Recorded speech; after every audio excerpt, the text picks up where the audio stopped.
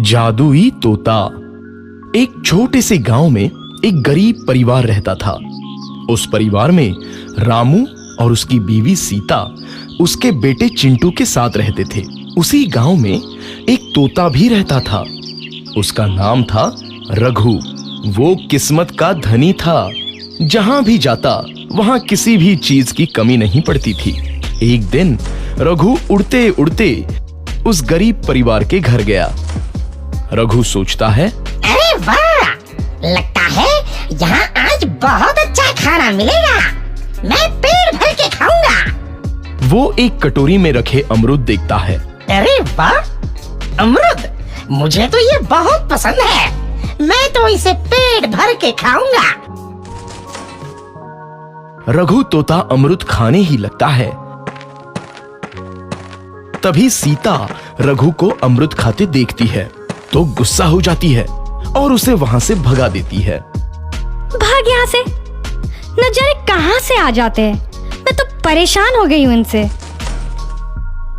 सीता के भगाने के बाद रघु चुपचाप से एक कोने में रहता है। धीरे धीरे उस परिवार की बरकत होने लगती है। एक दिन रामू और सीता खाना खाते वक्त बातें करते हैं। आजकल हमारी बहुत तरक्की हो रही है, काम भी अच्छा चल रहा है। रामू कहता है। इस पर सीता कहती है, सच कहा, भगवान हमेशा ऐसे ही हम पर मेहरबान रहे। बेटा चिंटू भी कहता है, पिताजी, मुझे खिलौना लेके दो ना, मेरे सभी दोस्तों के पास है। रामू कहता है, ठीक है, जरूर लाऊंगा। सीता कहती है, कितने खुश है सब, मेरे परिवार को किसी की नजर ना लगे। एक तरफ ऐसी बातें होती हैं तो दूसरी तरफ रसोई में रघु तोता भी अमरूद खाते रहता है। मजा आया, अमरूद खाया, मजा आया, अमरूद खाया, मजा आया। तभी सीता रसोई में आती है और रघु तोते को अमरूद खाते देख बहुत गुस्सा होती है। सीता रघु को बाहर निकालने के लिए पिंजरे में अमरूद रखती है। रघु जब अमरूद खाने लगता है तो पिंजरे का दरवाजा बंद हो जाता है और वो उसमें फंस जाता है। मुझे बाहर निकालो, मैं यहाँ फंस गया हूँ, मुझे बचाओ। अगले दिन सीता पिंजरा उठाकर बाहर दूर उस रघु को छोड़ देती है। रघु के जाते ही उनके घर आई बरकत धीरे धीरे कम हो जाती है। उन्हें बहुत घाटा होता है। सीता कहती है, ये क्या हो रहा है, अचानक इतना कैसे बदल गया? अभी तक तो सब कुछ अच्छा चल रहा था।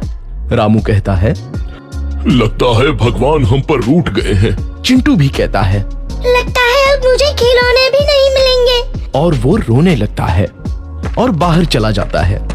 कुछ दिन बाद रघु तोता फिर से उस घर में आता है।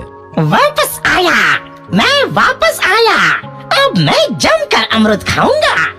रघु सीधा रसोई घर में चला जाता है और अमरूद खाने लगता है। कुछ देर बाद सीता रसोई में आती है और रघु को देख कहती है, एक तो घर में पहले से इतनी दिक्कत चल रही है और ऊपर से ये तोता मुझे और परेशान कर रहा है। सीता रघु को वहां से भगा देती है। रघु उड़कर किसी कोने में छुप जाता है। कुछ दिन बाद धीरे धीरे उस घर की बरकत वापस आने लगती है। काम भी अच्छे से चलने लगता है। एक रात जब रघु तोता अमरूद खाने जाता है तो पिंजरे में फंस जाता है। ये लोग आखिर चाहते क्या हैं? एक तोते को शांति से अमरूद खाने क्यों नहीं देते? मैं कौन सा चोरी कर रहा हूँ? बस अमरूद ही तो खा रहा हूँ। तभी रामू वहां आता है और पिंजरे में रघु तोते को देख उसे बाहर छोड़ देता है। ये तोता भी कितना जिद्दी है, बार बार वापस आ जाता है। जैसे ही रामू रघु को छोड़ देता है, अगले दिन से फिर से उनके घर की बरकत जाने लगती है। काम में घाटा होता है।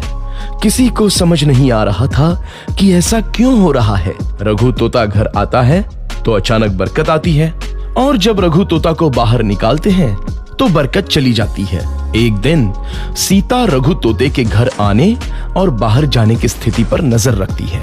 ये तोता जब भी घर आता है तो घर में बरकत आती है और जैसे ही ये घर से बाहर जाता है तो उसी के साथ बरकत भी चली जाती है।